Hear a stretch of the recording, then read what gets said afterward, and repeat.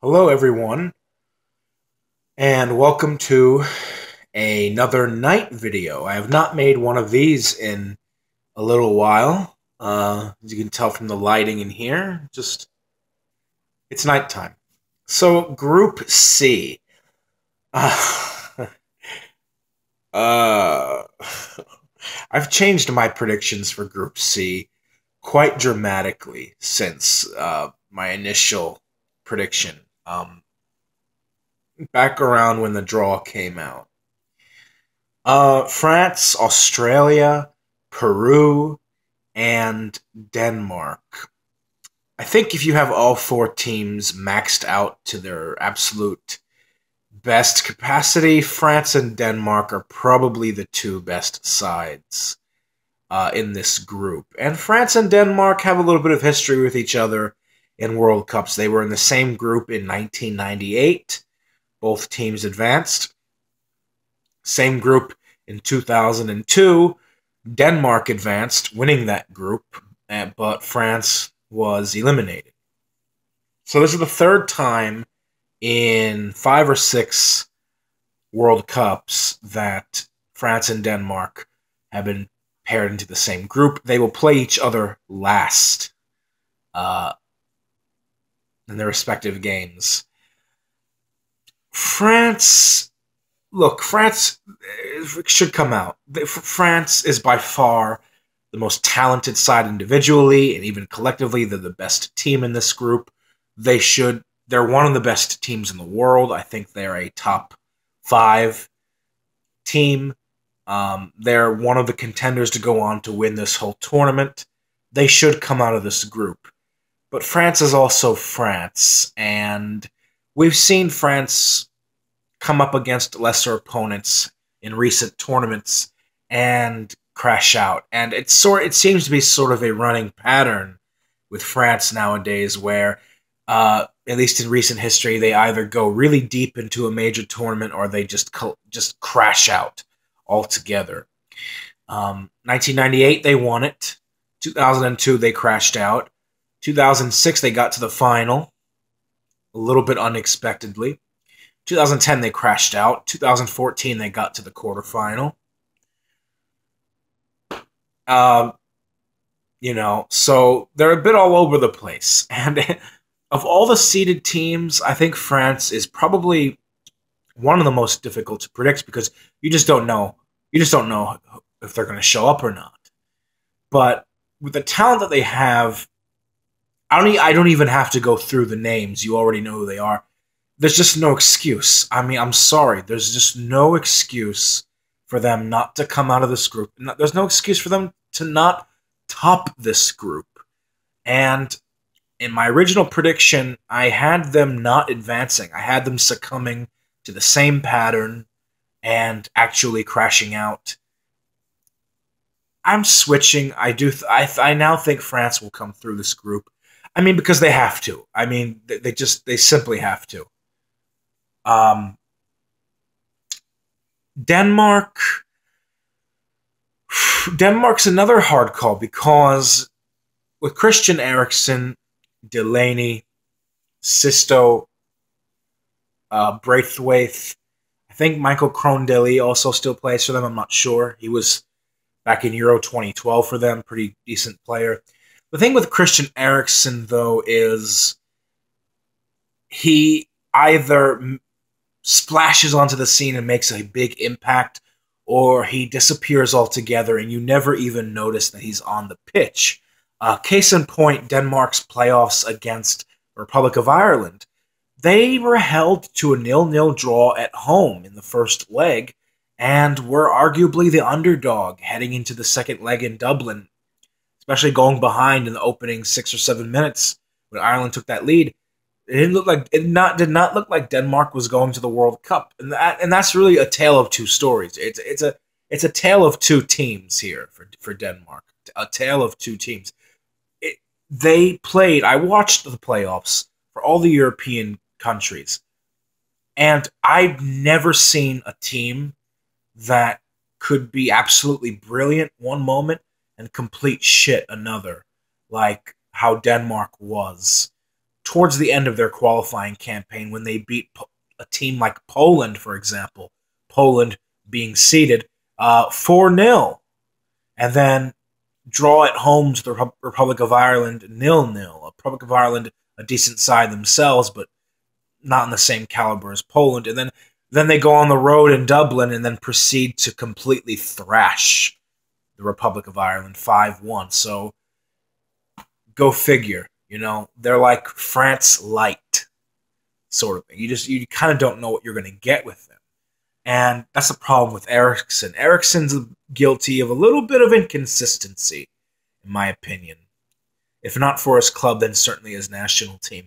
So Denmark, it doesn't help Denmark at all that they play France in their last game, which means they have to get results elsewhere against Peru and Australia. I think that opening match against Peru will be absolutely crucial to their chances of coming through. But who knows? Maybe France will have 6 points by the time they go up against the Danes in their final game. So moving on, I mentioned Peru. Peru did come through the toughest qualifying zone in the world. They got some pretty impressive results against Argentina on the road. They beat Uruguay at home. They got a draw against Colombia in their last match. All 3 of those teams I just mentioned are better than Peru. Important playmakers in Paulo Guerrero, Edson Flores, Christian Cueva, Raul Ruidiaz. And Peru's going to be really excited and inspired that they are back at the World Cup. And, some people would highlight relative World Cup big stage tournament inexperience. But the fact that they're back after such a long period of time, that could play in their favor because they'll want to rise to the occasion. They will bring their energy. And they have some really, really, I think in my opinion, they're a really decent and compact side. And of all the managers in this group, all the 4 national team managers, I trust Ricardo Gareca the most. He's an Argentine-born Peruvian, the manager of Peru. He's from Argentina. He seems to have a really healthy relationship with his players, and that's really important heading into a major tournament. What the relation is like between coach and staff and the players. And I actually paid close attention to Peru's qualifying because I do have a few Peruvian friends, and it was a very emotional roller coaster for the Peruvian national team, for their fans, in the dying stages of the qualifying cycle, their last few games. And this guy is a pretty good strategic oriented manager. He's very familiar with these players. He's been with the Peruvian national team for a few years now. He brought them to Copa America 3rd place in 2015, got them to the quarterfinals in 2016. He's been helping Peru grind out results against teams that they really have no business getting results against. And I just feel like there's a lot of momentum behind Peru at the moment. I feel like this could be a good World Cup for them, a good return for them. And the whole thing with Paulo Guerrero, it's looking most likely that he will play for Peru because his ban has been reduced down to 6 months. So he might be ready just in time for the World Cup. I don't know. Just beside from having the quality to get out of this group, I just have a gut feeling. I think Peru will come through this group, to be honest. I try to picture a scenario where they wouldn't, and I can see one, but I think they're going to come through. I don't think they're going to win the group, per se, but I think Peru will advance. And then Australia. Australia is a bit of an uncertainty here because they underwhelmed in qualifying. They really sold themselves short and really didn't put on their best performance because they are better than the 5th placed team in Asia. They are the current Asian champions. And I feel like Australia showed a lot of potential in the Confederations Cup. They got 2 draws against Chile and Cameroon. They really almost beat Chile. I mean, they were my surprise pick to come through to the semifinals of the Confederations Cup. They almost did it. They came just 1 goal away from doing it. So that that risky prediction almost paid off. But I thought that they really put on a better showing of themselves than most people thought they would. They pushed Germany to the end. They narrowly lost out to Chile for that second place spot in the group. And I honestly think playing in the Confederations Cup could potentially really benefit Australia as part of the whole dress rehearsal before the actual World Cup itself. Because you have to remember, the last time Australia played in a Confederations Cup was 2005.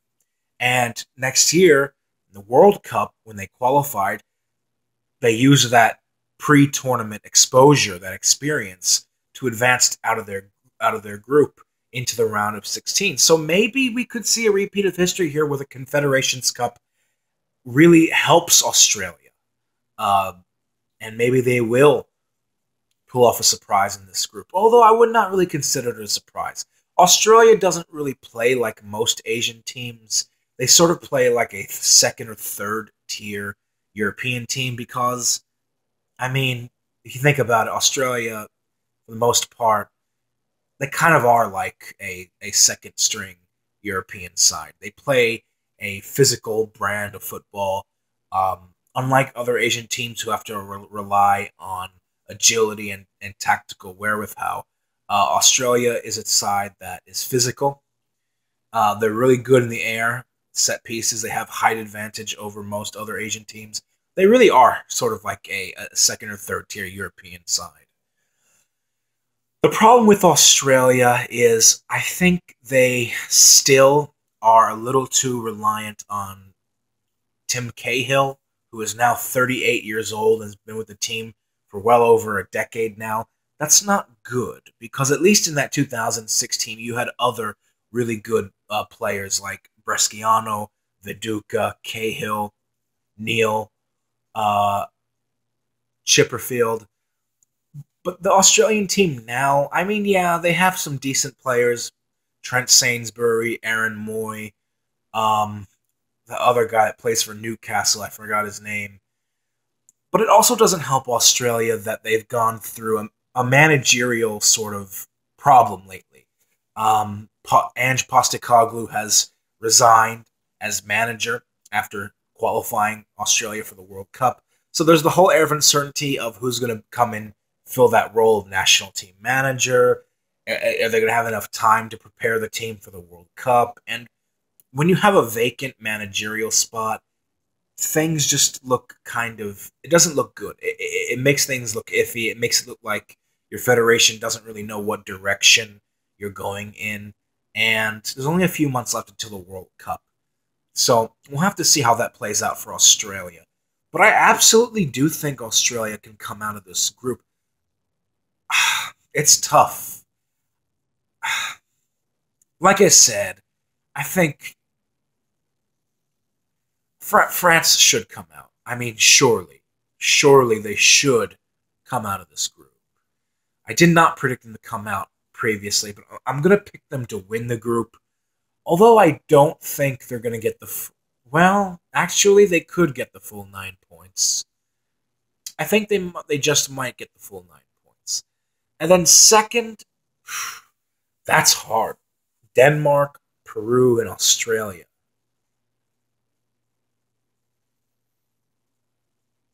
I think